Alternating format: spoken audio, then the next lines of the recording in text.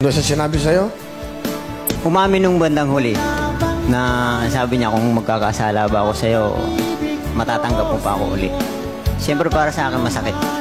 Tinanong niya yung kung sakali o nagkasala na siya? Yun ang tanong ko. Sabi ko, bakit nagkasala ka na ba? Sabi niya, hindi na siya sumagot. Tapos yun na, yung umamin na siya na may karelasyon na siya. Hanggang sa pag-uwi rito, sinama sa bahay. Ha? Ano? Sinama pa sa bahay niyo? Opo. Pilipino? Opo.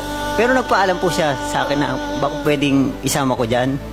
Kasi nga, hihiramin daw yung bunso namin. Pumayag po ako. Pumayag ka?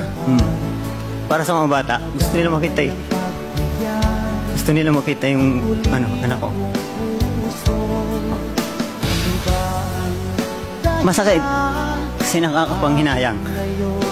Almost 16 years po kaming nagsama. Nang dahil dun sa pangarap namin. Bakit mo siya pinayagan kasi mag-abroad? Na dapat ikaw na lang ang umalis para yung mga anak mo may kalinga na isang ina. Ayaw na bunso. Ano nararamdaman mo nun? Masakit. Kasi siyempre nakakapanghinayang. Sobrang nangihinayang. Kahit hanggang ngayon. Pero unti-unti nang Pero ngayon ba may asawa ka? Wala po. Hindi ko magawang dahil yung mga anak ko, 4 na sa akin eh. Lahat ako lang tumataguyod. Ay wala naman akong ko. Wala bang halaga ang pag-ibig Good luck. Isa inyo. Tapos kahit pa paano mag-ingat ka pa rin lagi para sa mga anak mo.